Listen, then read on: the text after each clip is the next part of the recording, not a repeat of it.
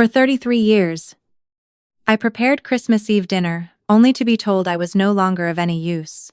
The message arrived when I least expected it while I was arranging the final details on a table I knew would be empty once again. Today, I'm going to tell you something I never thought I would tell. And if you, for just a second, I feel like this sounds familiar. I only ask that you leave a like and subscribe. You'll be helping me to continue unburdening myself. My name is Eleanor, and I live in a 2-story house in a quiet neighborhood in Chicago. That morning, on the 24th of December, I woke up as I always do, at 6:00 sharp, with aching joints and a heart heavy with a hope that no longer made sense to hold on to. My faded floral robe dragged across the cold tile floor, and my worn-out slippers made that dry sound that echoes in empty houses. The kitchen smelled of bleach and loneliness.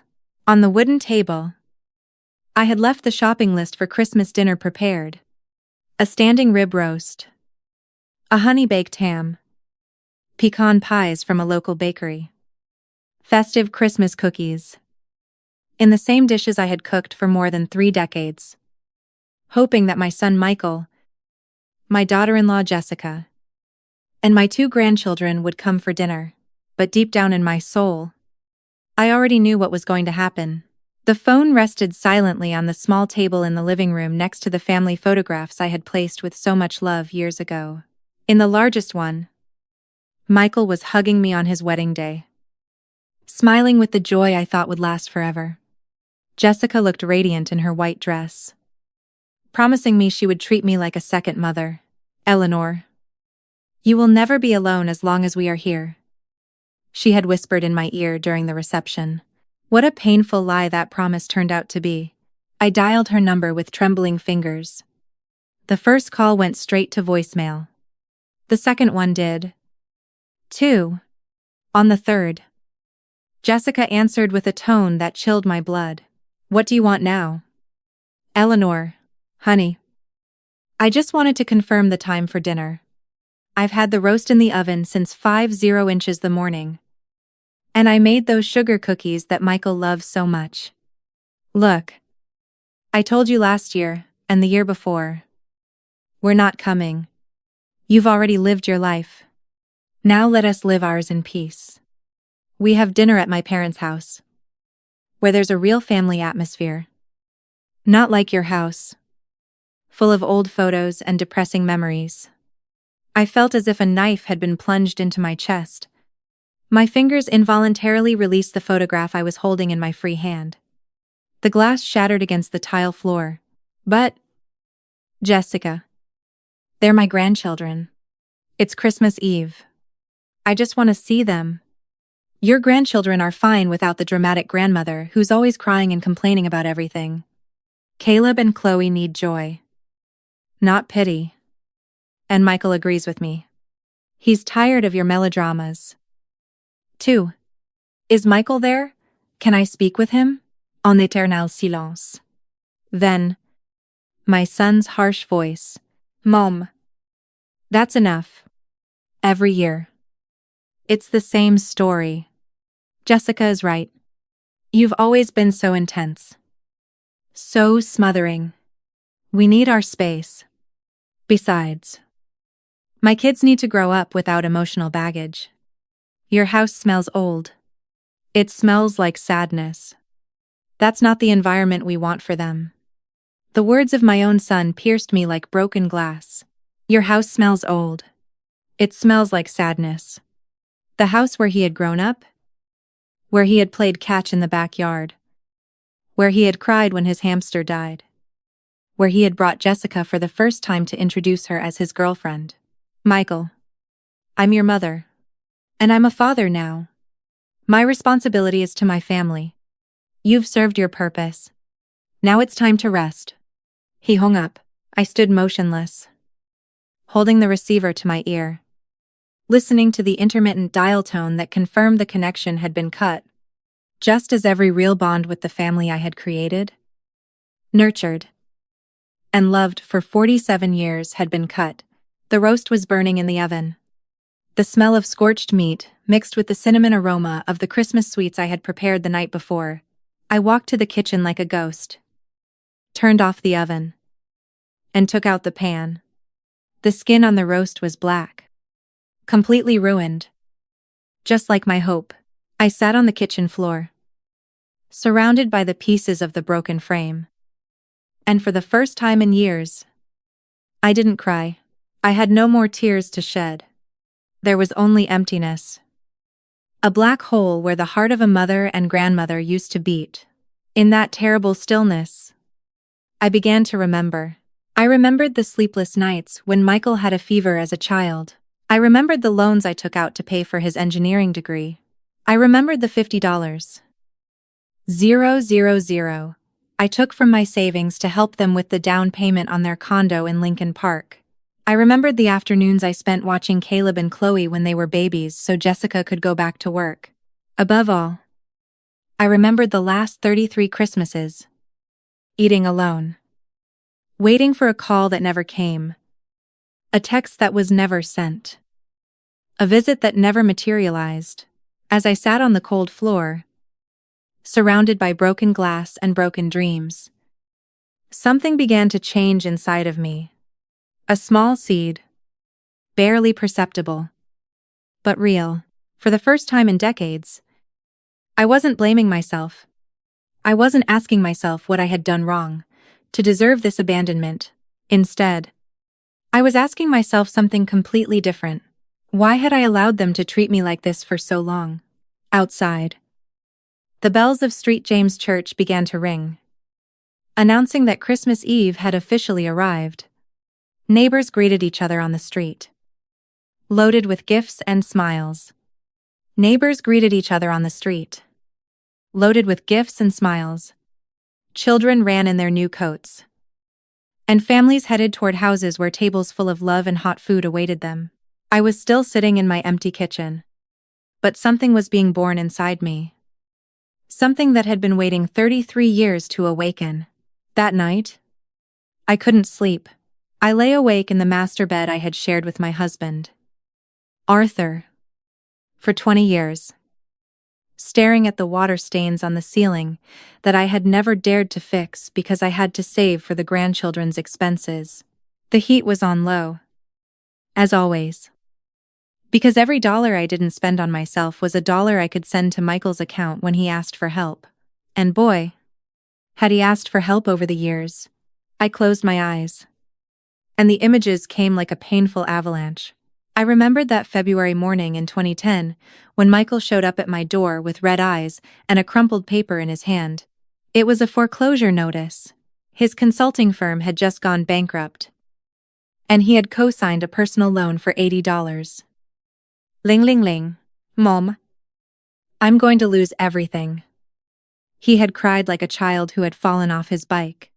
Jessica is pregnant with Caleb. We can't end up on the street.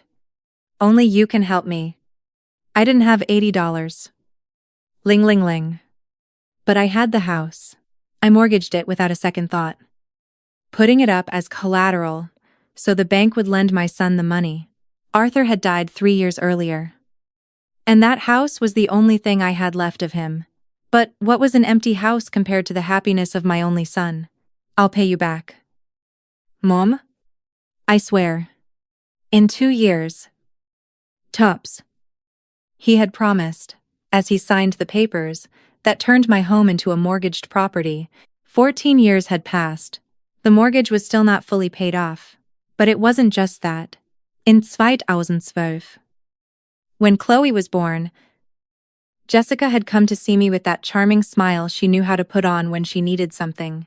Eleanor. Dear. We need your help again. The kids need to go to a good private school. It costs $800 a month each. But it's an investment in their future. You understand. Right. As a grandmother, you want the best for them. $800 for each grandchild. Yuan. $600 a month. My widow's pension was $950 monthly. I had to find a job cleaning offices at night at the age of 62 to supplement the expenses. My knees were destroyed, going up and down stairs. My back bent from carrying buckets of water. But every month, I punctually transferred that $1.600 so Caleb and Chloe could go to the best school in the area. It's temporary. Eleanor. Jessica would tell me every time I mentioned how hard it was to keep up that pace. Michael is going to get a promotion soon. And then we'll be able to handle it ourselves. The promotion never came. Or it came. But there were always new expenses. The school uniforms. The private English lessons. The extracurricular activities. Summer camp on the East Coast. Always something more. I sat up in bed and walked to Arthur's desk, where I kept all the receipts and transfer slips in an old shoebox. I opened it with trembling hands and began to do the math. The yellowed papers told a story of limitless generosity and non-existent gratitude. March 2013. Yuan. 000 for Michael's new car. It's for his job. Mom? A consultant needs to project a good image. July 2014. Yuan. 000 for the family vacation to Florida. The kids need to breathe the sea air. Eleanor. It's for their health. December 2015. Yuan. 500 for Christmas presents. We want Caleb and Chloe to have a special Christmas. Like the ones you gave us. A Christmas I spent completely alone because they were too tired after opening the presents I had paid for. The numbers danced before my tired eyes. In total, over 14 years. I had given my son and his family more than $200. Ling ling ling. 200 yuan.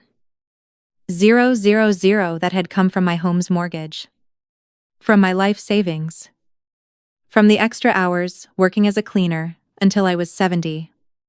From dinners of canned tuna, so I could save every penny. And yet, when I called to ask them to visit, they always had excuses. Michael was too busy with work. Jessica had a migraine. The kids had homework. The traffic was impossible. It was raining too hard. It was too hot. I remembered the last time they had come to the house. It had been in April, 8 months ago. Jessica had walked in with that expression she made when she disliked something, barely touching the furniture with her fingertips, as if it might infect her. Eleanor. This house urgently needs a renovation, she had said, wrinkling her nose. It smells musty. The furniture is outdated, and the kitchen looks like it's from the 70s. The kids get bored here. There's no Wi-Fi. No flat-screen TV. There's nothing they like. She had paused, looking at the photographs of Arthur I had on the sideboard, and had added with a sigh of annoyance, besides, all these pictures of dead people and memories of the past make them sad. Caleb asked me why his grandmother lives surrounded by ghosts. Michael had remained silent, looking at his cell phone, occasionally nodding at his wife's words. When he finally spoke, it was to deliver the final blow. Mom, maybe you should think about selling this house and moving into a nursing home. You'd have more company. You'd be with people your own age. And we wouldn't have to worry about you constantly. Worry about me. When had they shown the slightest concern for my well-being? My loneliness. My health. That visit had lasted exactly 45 minutes. They had left after a quick coffee, taking the honey-baked ham I had bought especially for them. Caleb, who was 13 at the time, had come over to say goodbye, and had whispered in my ear, "Grandma, why does Mom say your house smells weird? I like the smell of the cookies you make." But Jessica had called him before I could answer. "Caleb, let's go. We're going to be late for your cousin's birthday." There was no cousin's birthday. I knew because the next day, Jessica had posted photos on Facebook of them having dinner at a Japanese restaurant in downtown Chicago. An expensive restaurant. A restaurant I had indirectly paid for with my monthly transfers. I went back to bed with the box of receipts in my hands, feeling like an idiot. An old idiot who had mistaken being useful for being loved. An idiot who had believed that money could buy the affection of her own family. Outside, Chicago was slowly waking up on this Christmas day. The first buses were running down Michigan Avenue, carrying the few people who had to work on this holiday. The bakeries would soon open to sell holiday pastries to families who would celebrate together, families that truly loved each other. Not like mine. I lay there, clutching that box full of proof of my own foolishness. And for the first time in my life, I wondered what would have happened if I had said no. If I had kept my money for myself. If I had fixed the water stain on the ceiling. If I had bought new clothes. If I had traveled. If I had lived. But it was too late for those questions. Or, so I thought then. The dawn light filtered through the faded curtains as I finally closed my eyes. In my dreams, Arthur said something to me that I couldn't remember upon waking. But it left a strange feeling in my heart, as if something was about to change forever. The days after Christmas passed in a gray haze. I would get up. I have coffee and toast for breakfast. Watch the morning news, where they talked about Christmas cheer and family gatherings. And then I would sit on the sofa for hours, looking out the window at the neighbors, returning from their celebrations, loaded with bags of leftovers and gifts. Mrs. Carol, who lived in the apartment across the street, had had her 3 daughters visiting all week. From my window, I could see them coming and going. How the grandchildren ran down the hallway. How she smiled on the balcony as she hung the laundry she had done for the whole family. Her face radiated that satisfaction that only solid family bonds provide. That peace I had lost so long ago, I couldn't remember what it felt like. On December 28th, I received a message that would change everything forever. I was making myself a cup of chamomile tea when my cell phone buzzed. A WhatsApp message from Jessica. My heart involuntarily sped up, as it always did, when I received news from the family. Maybe they had reflected on Christmas. Maybe they wanted to apologize. Maybe the kids had asked about me. I opened the message with trembling hands. Michael, don't forget to tell your mother to transfer us the $2,000 for the New Year's trip to Aspen. With everything we've spent on Christmas, we're short. And tell her not to be dramatic, like always. We know she has money saved up. These old women always say they have nothing. But then the savings appear. Tell her if she doesn't help, the kids won't be able to ski, and it will be her fault. I froze reading those words. The message wasn't for me. Jessica had sent it to the wrong chat, sending it to me instead of Michael. But there was more. I kept reading, and every word was like a lash. By the way, I told your sister Margaret that your mom is making up the loneliness thing to manipulate us. That she chooses to be alone because she's a bitter person. Margaret told me her mother-in-law is the same way. That these old women play the victim to get attention. Your mom could go out, join clubs. I have a social life. But she prefers to stay home crying to make us feel guilty. The letters blurred before my eyes. I had to sit down in a kitchen chair because my legs were trembling. But there was still more. The last paragraph destroyed me completely. Good thing I found that nursing home out in the suburbs that only costs $1. $200 a month. When she dies, we can sell her house, pay for the home for a few years, and keep the rest. The kids need an inheritance. Not to support an old woman who only knows how to complain. I already talked to Caleb and explained that Grandma is getting old, and that it's normal for grandparents to go live with other old people. He told me he didn't care. I remained motionless, for I don't know how long. The chamomile tea grew cold in the cup without me noticing. The words echoed in my head like a nightmare. When she dies, only knows how to complain. He didn't care. My own daughter-in-law had spoken to my 3-year-old grandson about my death as if it were something desirable, planned. A solution to their financial problems. She had calculated how much it would cost to get rid of me and how much money they would have left over. And Caleb, my beloved grandson, whom I had cared for as a baby, whom I had taken to Lincoln Park hundreds of afternoons, for whom I had bought all his school books and uniforms. I had replied that he didn't care if they locked me away in a home. He didn't care. I reread the message once. Twice. 3 times. Hoping I had misunderstood. But the words were there. Crystal clear. Brutal in their honesty. It wasn't a message written in anger. It was a calculated conversation.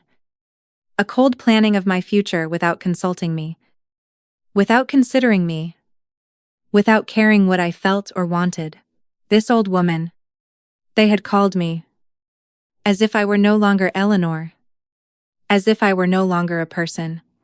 With a name and feelings. Just an annoying obstacle to be moved out of the way. The phone fell from my hands and crashed onto the kitchen floor. The screen spiderwebbed with cracks. But it kept working like me. Broken, but still functional. I stood up slowly and walked to the mirror in the entryway. The woman looking back at me was 75 years old. With deep wrinkles around her eyes. Gray hair pulled back in a simple bun. The comfortable but disheveled clothes of someone who has stopped taking care of herself because no one is looking. She was a woman who had aged serving others. Giving herself to others. Sacrificing for others, and others had discarded her, like an old piece of furniture that was no longer useful. But in that moment, looking at myself in the mirror, something shifted inside me. It wasn't a sudden or dramatic transformation. It was like tightening a nut that has been loose for years. Suddenly, it clicks and stays in place. I went back to the kitchen, picked up the broken phone, and dialed Michael's number. He didn't answer. I called again. Nothing. On the 3rd call, he picked up. His voice irritated. What is it? Mom, I'm in an important meeting. I received a message from Jessica that wasn't for me. I said with a calmness that surprised even myself. There was a long silence. Too long. I don't know what you're talking about. He finally muttered. But there was panic in his voice. I know about the nursing home in the suburbs. I know about selling my house when I die. I know you told Caleb that he didn't care if they put me away. Another silence. Then his voice changed. It became aggressive. Defensive. Mom, don't be so dramatic. Jessica was just thinking about your well-being. You can't keep living alone. And we can't be constantly looking after you. A nursing home would be best for everyone. Best for everyone, or most convenient for you. Mom, please, don't turn this into a Greek tragedy. You're old. You need care. And we have our own responsibilities. The kids. Work. The mortgage. The mortgage I had been paying for years. The children I had been supporting. The job he had saved with my money. And the $2. 000 for Aspen, I asked. He was quiet again. When he spoke, his voice was different. Cold. Like Jessica's. Mom, if you don't want to help us, I just say so. But don't make us feel guilty for living our lives. We've done enough for you. Enough for me. Yes. Enough. We call you when we can. We visit when we have time. Not all children do that. You should be grateful instead of constantly complaining. He hung up. I stood there in the kitchen, the cracked phone in my hand, and for the first time in 33 years of abandonment and humiliation, I didn't cry. I didn't blame myself. I didn't make excuses for their behavior. Instead, I walked to the living room and sat in Arthur's armchair. I looked at the family photos that Jessica said depressed the children, the memories she considered ghosts of the past. And then I made a decision that would change everything. I opened the drawer where I kept my address book and looked for a number I hadn't dialed in years. My sister-in-law, Margaret, Arthur's sister, who lived in Denver. Margaret, who had lost touch with me when Arthur died, but had always been a strong, independent woman. I called her. Eleanor, what a surprise. How are you? For the first time in decades, I decided to tell the whole truth. Margaret listened in silence for 40 minutes. I told her everything. The 33 lonely Christmases. The $200. 000. I had given Michael. Jessica's mistaken message. The phone call where my son had hung up on me. When I finished, there was a long silence on the other end of the line. Eleanor. For God's sake. She finally murmured. How could you put up with that for so long? Because they're my family. Margaret. They're all I have left of Arthur. No. Eleanor. All you have left of Arthur is yourself. And that strong woman I knew years ago. The one who worked at the textile mill and raised Michael on her own when Arthur was working night shifts at the hospital. That Eleanor would never have let herself be walked all over like this. Her words hurt because they were true. There was a previous Eleanor. A woman who made decisions. Who knew how to say no. Who had dignity. When had that version of me disappeared? What do I do now? Margaret, I don't even know who I am anymore. Tomorrow. You get on a flight and come to Denver to stay with me. You need to get away from that toxic situation and think clearly. You have my home. My couch. And all the time in the world to decide what to do with the rest of your life. But I didn't have to wait until the next day for my family to react. 2 hours after hanging up with Margaret, the calls started. The first was from Michael with a syrupy voice I hadn't heard in years. Mom. Forgive me for how I spoke to you earlier. I've been so stressed with work. You know how it is this time of year. Jessica explained the message to me. It was a misunderstanding. She was joking with her sister. You know how she is. Always exaggerating when she talks. Joking about putting me in a nursing home and taking my inheritance. Mom. Please. I don't see it that way. Jessica loves you very much. She just doesn't express herself well sometimes. Look. Why don't you come over for dinner tomorrow? We'll make that lasagna you love. And we can talk everything out calmly. It was the first invitation I had received in 8 months. What a coincidence that it arrived right after I discovered their true intentions. No. Michael. I'm not coming. What do you mean you're not coming, Mom? We're family. We talk about these things face to face. Not over the phone. Families don't secretly plan to put their mothers in nursing homes. Families don't calculate how much money they'll inherit when their parents die. Mom. You're misinterpreting everything. Jessica was being honest for the first time in years. And so were you when you told me I had done enough for you. I hung up before he could respond. The second call came an hour later. It was Jessica. And for the first time in years, her voice sounded nervous. Eleanor. Dear. There's been a terrible misunderstanding. That message wasn't what it seemed. I was talking to my sister about her mother-in-law's situation. Not about you. You know how WhatsApp is. Sometimes conversations get mixed up. Jessica. The message clearly said, tell your mother. It talked about my grandchildren. My house. Caleb. Oh. Eleanor. You always take everything the wrong way. Always looking for conflict where there is none. Look. Why don't you come over tomorrow and we'll clear everything up? Caleb is asking about you. Caleb. My 3-year-old grandson who, according to her, said he didn't care if they locked me away. I was actually asking about me, because according to your message, he doesn't care what happens to me. Eleanor. Caleb is a teenager. You know how they are. But deep down, he loves you very much. In fact, he asked me to invite you for New Year's Eve. You're lying. Jessica. You lie as naturally as you breathe. There was a tense silence. Then Jessica's voice changed completely. It became cold. Calculating. Real. Look. Eleanor. Let's be honest. You're old. You live alone, and you need help. We have our own responsibilities. And we can't be constantly looking after an old woman who complains all the time. A nursing home would be the best thing for everyone. You would be cared for.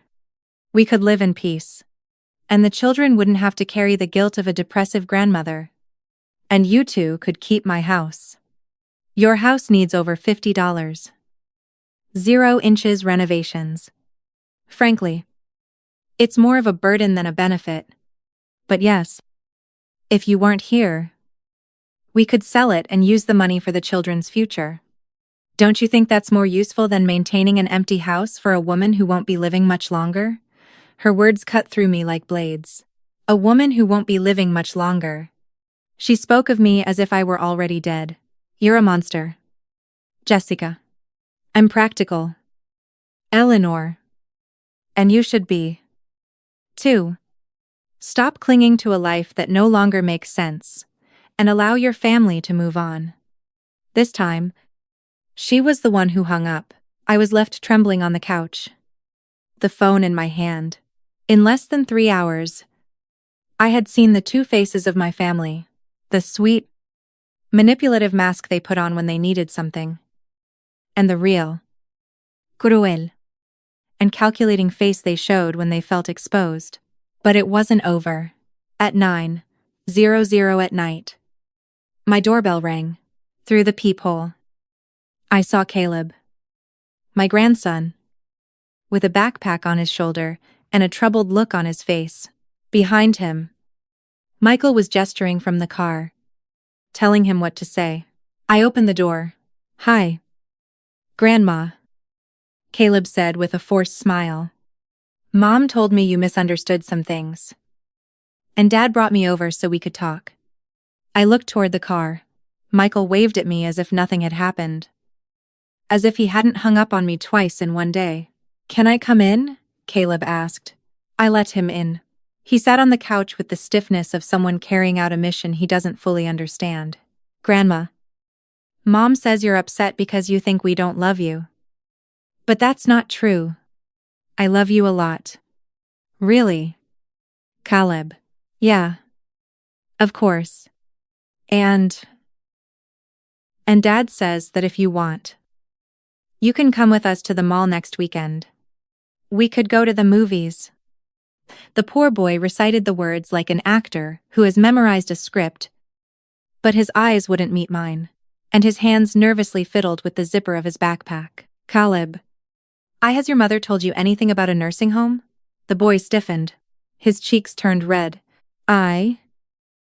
She. "Well, tell me the truth."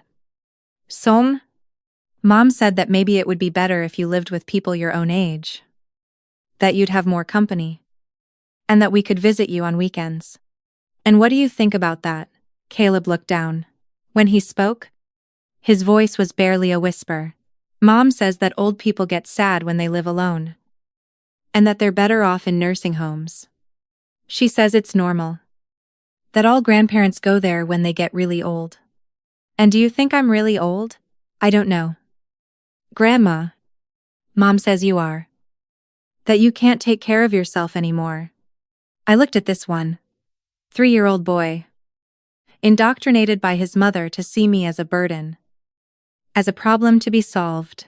Caleb had been my darling for years. But now I saw in his eyes the indifference that Jessica had patiently sown. "Caleb, do you know how much money I've spent on your education all these years? Mom says money doesn't matter. That grandparents have an obligation to help their families. And what obligation do you have to me?" He shrugged. "I don't know. Visit you, I guess." "Oh. When was the last time you visited me without your parents making you?" Caleb thought for a long moment. Frowning. "I don't remember," he finally admitted. And in that honest answer from a 13-year-old boy, I understood that I had lost my family long before that day. That for years I had been buying attention with money. Confusing obligation with affection. Emotional blackmail with love. "Caleb, tell your father he can go. You can stay a little longer if you want. But not because he asked you to, but but because you really want to be with me. The boy looked toward the window where Michael's car was still waiting. Honestly, Grandma, I have an online PlayStation game with my friends at 10. If you don't mind. I didn't mind. Nothing mattered to me in the way it had before. Of course. So, go on. Caleb got up with visible relief and headed for the door. Before leaving, he turned and gave me a quick kiss on the cheek, like someone following protocol. See you later. Grandma. See you later. Caleb. I watched him get into the car and drive away with his father. I closed the door and leaned against it, processing what had just happened. In a single day, I had seen the whole truth. My family had shown me, without their masks, who they really were and what place I held in their lives. I was not the beloved grandmother, nor the respected mother, nor the woman who deserved dignity. I was a walking bank account, an obstacle between them and my inheritance, a nuisance to be managed as efficiently as possible.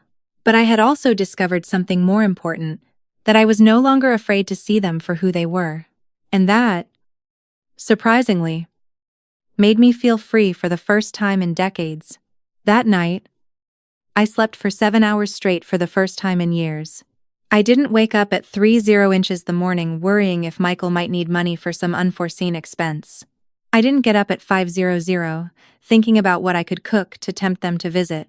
I didn't spend the night replaying conversations I never had, imagining ways to win back an affection that never existed. I woke up at 8:30 the morning on December 30th, with a strange, it took me a few minutes to identify it. Peace. A deep sense of peace, like when you finally stop fighting a current that's dragging you under and decide to swim in another direction. I got up, I took a slow shower, and for the first time in months, I put on the blue blouse I had bought last year and had never dared to wear because it was too elegant for being home alone. I looked at myself in the mirror and saw a 75-year-old woman who had the right to dress nicely for herself without needing to impress anyone or justify her decisions. I ate breakfast at the dining room table, instead of standing in the kitchen as I had done for years out of habit. I put out the good tablecloth, took out the porcelain dishes I saved for special visitors, and prepared a breakfast like the old days. Coffee with milk, toast with tomato and olive oil, fresh orange juice.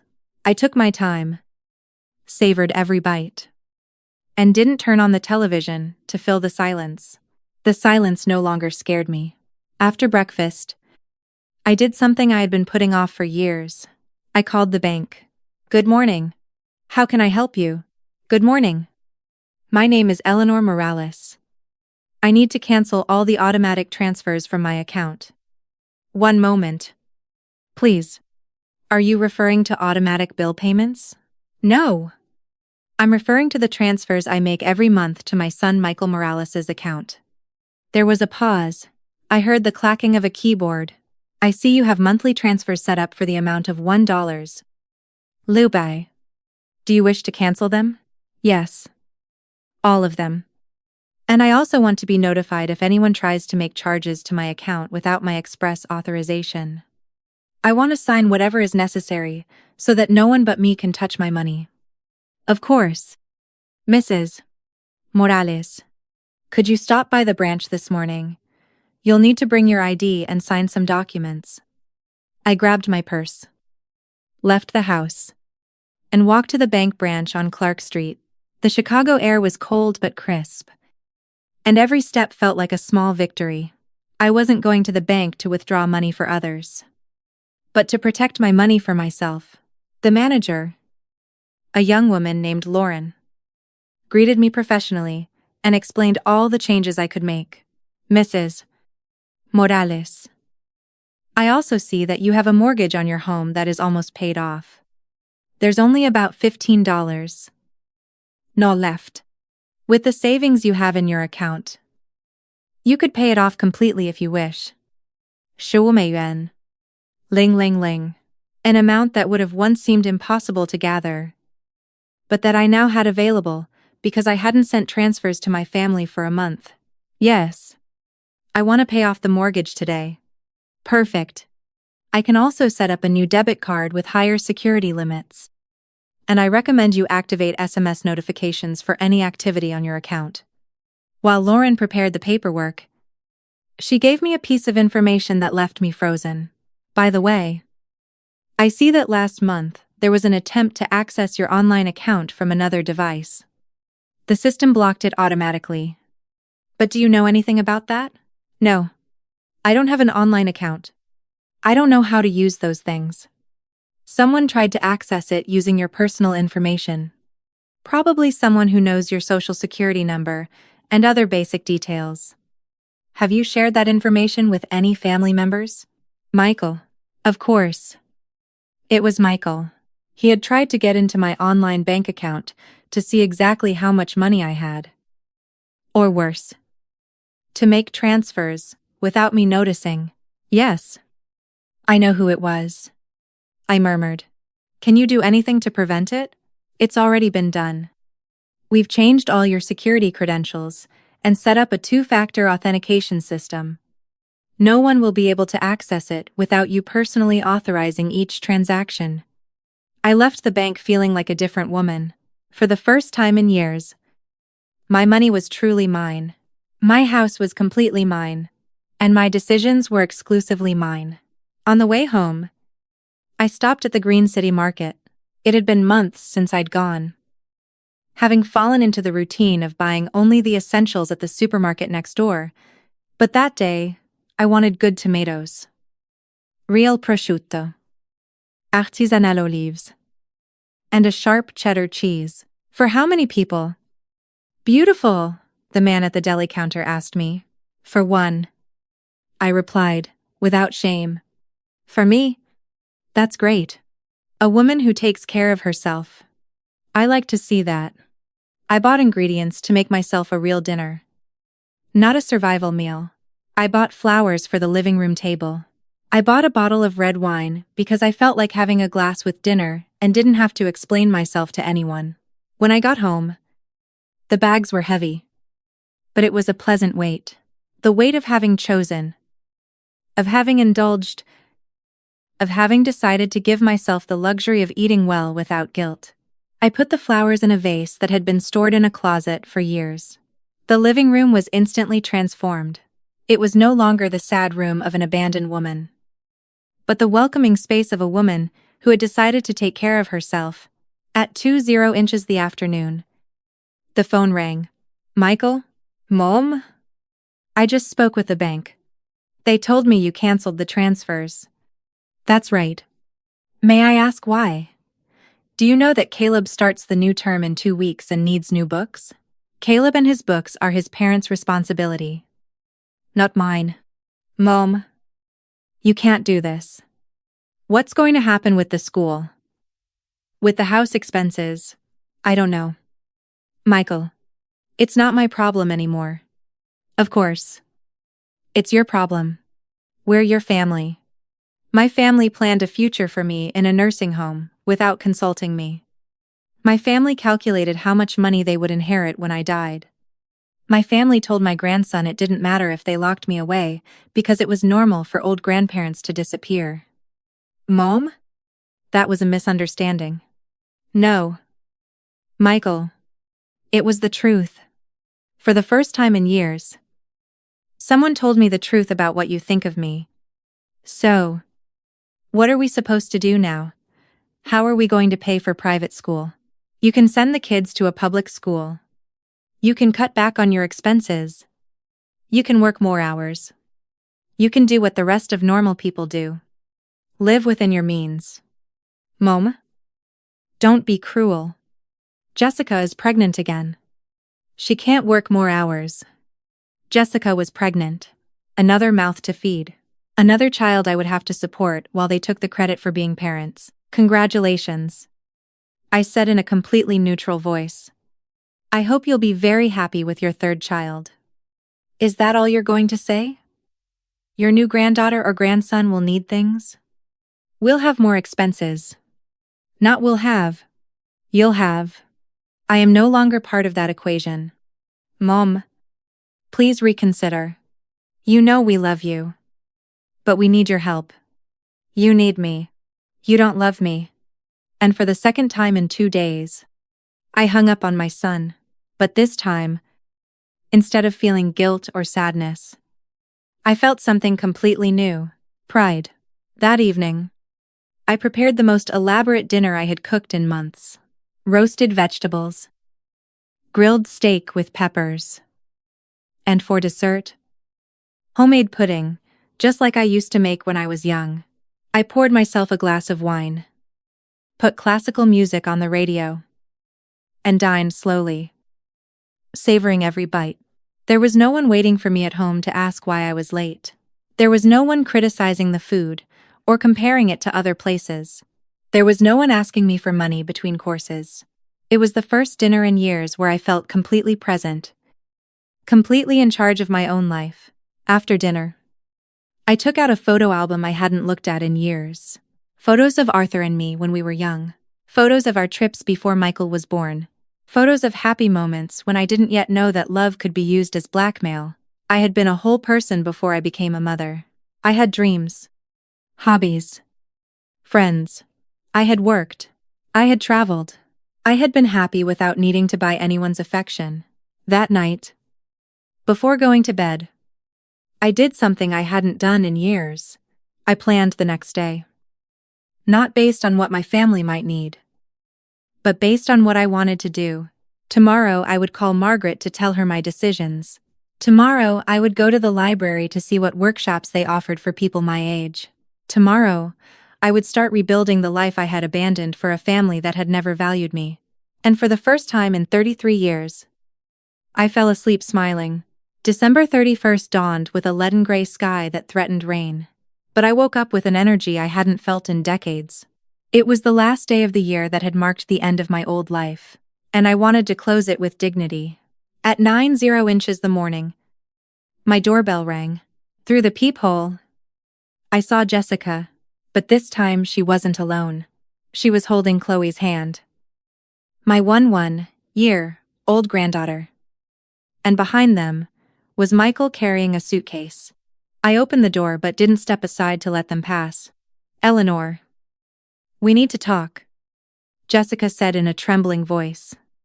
Her eyes were swollen as if she had been crying all night. "Please, let us in. It's cold out here." "Hi, Grandma," Chloe murmured, looking at me with big confused eyes. The poor thing didn't understand what was happening. "Hello, sweetie," I replied, stroking her hair. Whatever poison her parents had put in her head, she was still an innocent child. "Mom, please," Michael insisted. "We need to talk to you urgently." I let them in, but this time, I didn't run to the kitchen to make them coffee and cookies as I had for years. I stood in the living room waiting to hear what new drama they had come to perform. Jessica perched on the edge of the sofa, nervously wringing her hands. Michael dropped the suitcase on the floor with a thud that echoed through the house. "Eleanor, we talked a lot last night," Jessica began. "And we realized we've made terrible mistakes. That we've treated you badly. That we haven't appreciated you." "Mom, it's true," Michael added. Jessica opened my eyes. "She made me see how selfish we've been with you." I looked at the two of them performing this little play, and I couldn't help but smile bitterly. Did they really think I was foolish enough to swallow such a performance? "Is that so? And what suddenly made you change your minds?" Jessica looked down. "Well, it's just that when you canceled the transfers, we realized how much we depended on you, and that made us reflect on how unfair it was. You didn't realize how much you needed me," I corrected. "You realized how much you needed my money. Which isn't the same thing." "Mom, don't be so harsh," Michael muttered. "We admit our mistakes. That's why we've come to ask for your forgiveness." And the suitcase. An uncomfortable silence filled the living room.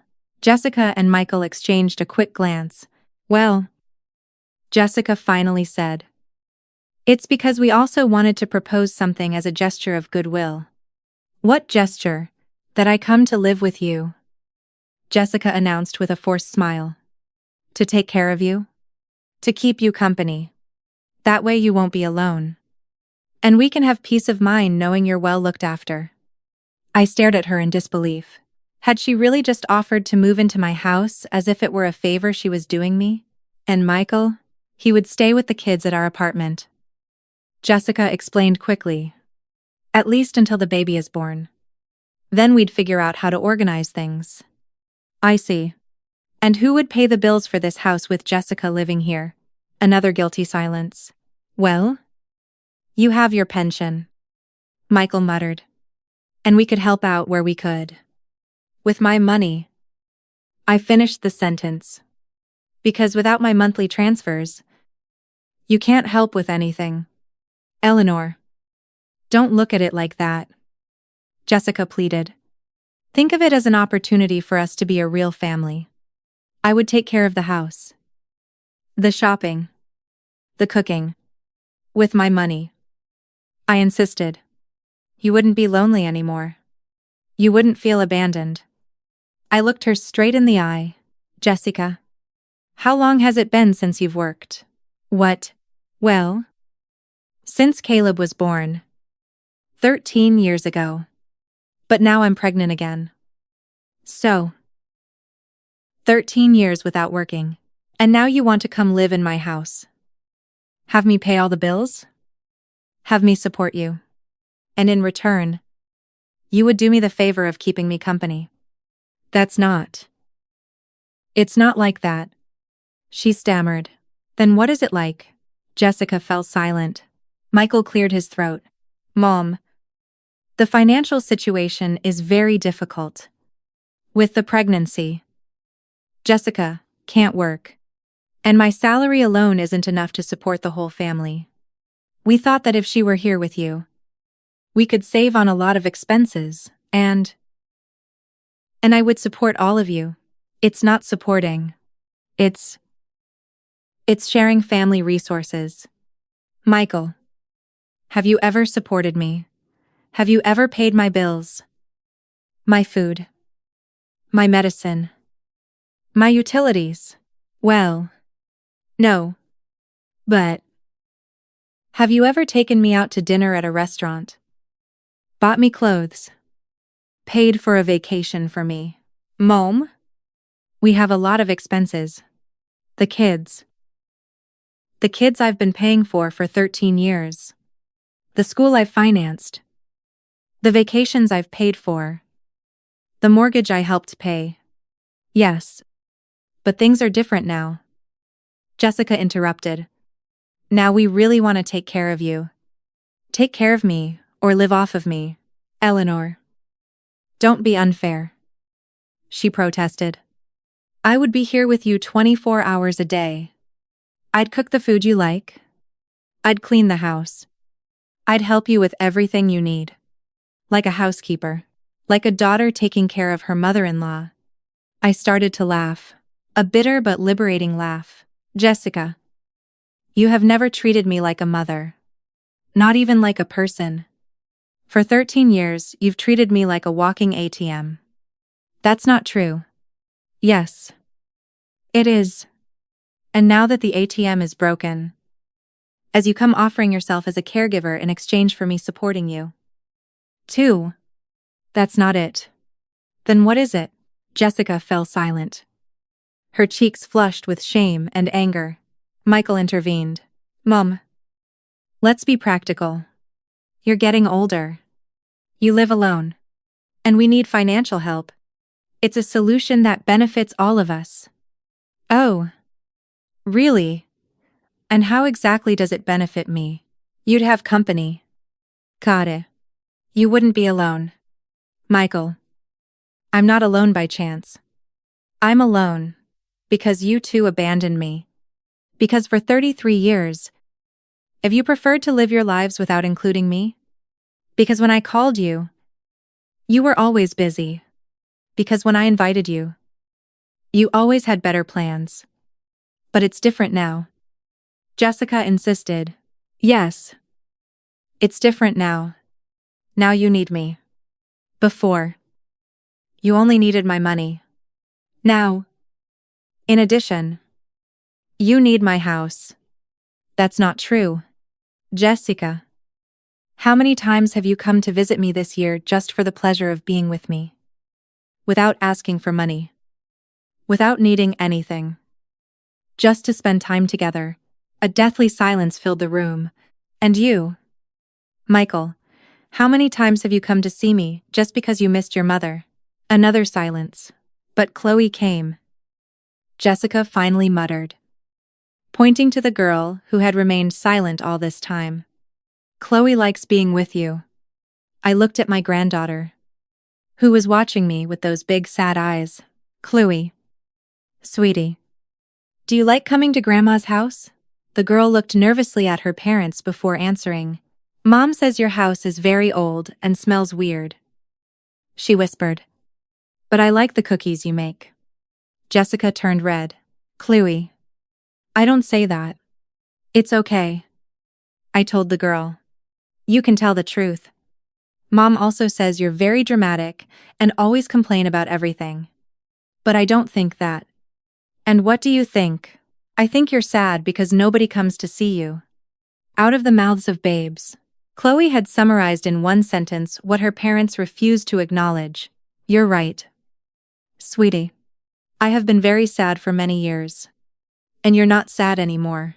Now I'm starting to feel better. Jessica stood up abruptly. Eleanor. We need an answer. Are you going to help us, or not? I looked at her with all the calm in the world. No. What do you mean? No. I am not going to support you. You are not coming to live in my house. I am not going to keep paying your bills. I am not going to continue being your financial solution. But we're your family. Michael stammered. A family that has treated me like a bank for 13 years. A family that planned to lock me in a nursing home to get my inheritance. A family that told a 3-year-old boy that it doesn't matter if his grandmother disappears. Mom. Please. The answer is no. Michael. And it's final. Jessica grabbed the suitcase furiously. You're a selfish person. We offered to take care of you. And you refuse it. You're going to die alone, and bitter. I'd rather die alone and in peace than live accompanied and exploited. She stormed toward the door like a fury. But before leaving, she turned to throw one last dart at me.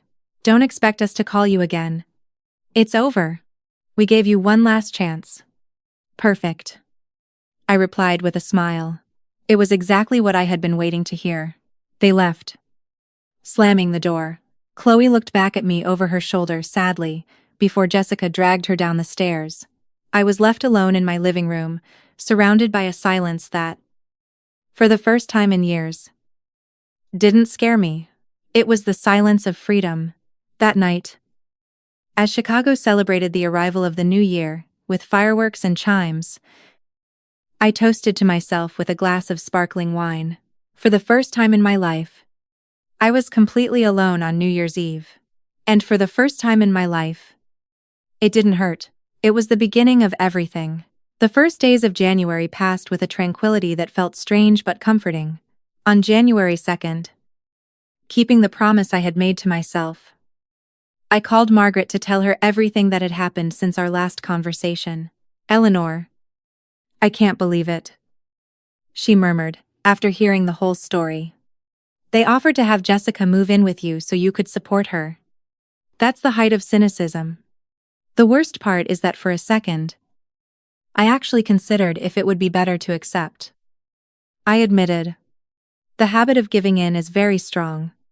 But you didn't give in. That's what's important. No. Not this time. And how do you feel now?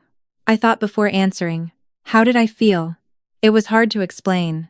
I feel empty. But in a good way. Like when you clean out a closet full of old things you don't use. At first it seems too empty. But then you realize you have space for new things. Exactly. And now you have to fill that space with things you actually want. That same afternoon, I went to the public library. I hadn't set foot in one in over 10 years. since before Caleb and Chloe were born, and I became the family's official financial grandmother. The librarian, a mature woman with graying hair and a kind smile, greeted me enthusiastically when I explained that I wanted to find out about activities for people my age. "How wonderful! We have so many options," she said, pulling several brochures from a drawer. A book club on Tuesday afternoons. A memory workshop on Thursdays. A basic computer class for seniors. An urban hiking group that meets every Saturday. As she spoke, I looked around. There were people of all ages reading, studying, browsing the internet. A group of older women were looking at cookbooks and laughing softly. Two men were playing chess at a table by the window. It was an atmosphere of productive calm. Of people doing things for the simple pleasure of doing them. "Can I sign up for several activities?" "Of course. In fact, I recommend you start with the book club. They meet tomorrow afternoon, and they're a very welcoming group. They're always delighted to have new members." I left the library with 5 brochures in my hand and a sense of anticipation I hadn't felt in years. I had appointments with myself, places to go that weren't the supermarket or the pharmacy, new people to meet who didn't know my story of family abandonment. On Tuesday afternoon, I arrived at the book club 5 minutes early. The chairs were arranged in a circle, and 6 people were already seated, chatting animatedly. A woman with platinum blonde hair and a contagious smile greeted me from across the circle. A new face. "How wonderful. Come. Sit here with me. I'm Grace. Eleanor." I introduced myself, taking a seat beside her. "First time at the club." "First time at any club," I admitted. "I haven't done any social activities in years." "Well, it's great that you've decided to start. This group is fantastic. We've been meeting for 5 years, and we're like a little family now." Family. The word gave me a slight shudder. But Grace continued talking, oblivious. "This month we're reading Like Water for Chocolate by Laura Esquivel. Have you read it?" "No. But I'd really like to." "Perfect. I have an extra copy at home. I can lend it to you." For the next 2 hours, I listened to a group of 8 people passionately discuss literature, recipes, family traditions, and the way food can express feelings that words cannot. They didn't talk about money or family obligations or who should support whom. They talked about things they enjoyed, things that moved them, things that made them think. "Eleanor, what do you think, David?" A man in his 70s, with a white beard and intelligent eyes, suddenly asked me, "Do you think the protagonist had the right to choose her own life? Even if it meant breaking with family traditions?" The question caught me off guard. It had been so long since anyone had asked my opinion on anything that it took me a few seconds to respond. I think we all have the right to choose our own lives," I finally said, "even though sometimes it takes a lot of work to realize you have that right." "Exactly," exclaimed Grace. "It took me 60 years to understand that. I was also one of those women who lived to please everyone but themselves. Until one day, I decided enough was enough." At the end of the session, Grace walked me to the library door. "Eleanor, it was lovely meeting you. You have a very interesting perspective on things." "Thank you. I really enjoyed it. Too. Would you like to get coffee on Thursday after the memory workshop? You can tell me what you thought of the book." "I'd love that." I walked back home feeling light, almost floating. I had spent 2 hours talking with strangers, and it had been one of the best afternoons I could remember in years. No one had asked me for money. No one had criticized my house. No one had implied I was a burdensome nuisance. They had simply valued my opinion and wanted to get to know me better. That night, as I was reading the first pages of Like Water for Chocolate, the phone rang. Michael's number appeared on the screen. I let it ring until it went to voicemail. I had nothing to say to him. 5 minutes later, it rang again. I didn't answer that time. either. On the third call, I decided to pick up. What do you want? Michael. Mom. We need to talk. No. We don't need to talk. I've already said everything I had to say. Mom. Please. Just listen to me for a moment. Things have gotten very complicated for us. The landlord raised our rent by $300 a month. And without your help, we can't afford it. And? What do you mean? And, Mom, we're going to have to move to a cheaper apartment if you don't help us. The kids will have to change schools. They'll lose all their friends. Michael. How old are you? Sishawu. Why? Because you talk like a teenager. You're a 4-5-year-old man. Married with 2 children and another on the way. It's your responsibility to solve your financial problems. Not mine. But Mom. You're my mother. Yes. I'm your mother. Not your financial savior. Grandparents have always helped their families. It's normal. What's normal is for parents to support their children until they're adults. Not for mothers to support their sons until they die. Mom. Please. Don't be cruel. We just need you to help with the difference in the rent. It's $300 a month. To you. That's nothing. To me. That's $300 I could spend on myself. On yourself. What are you going to spend $300 on? On whatever I please. On books. On theater. On travel. On new clothes. On restaurants. On all the things I haven't done for years because I was supporting your family. Mom. That's so selfish. Selfish, Michael. I have spent over $200. 000 on you two over 14 years. I mortgaged my house for you. I worked as a cleaner until I was 70 to pay for your children's school.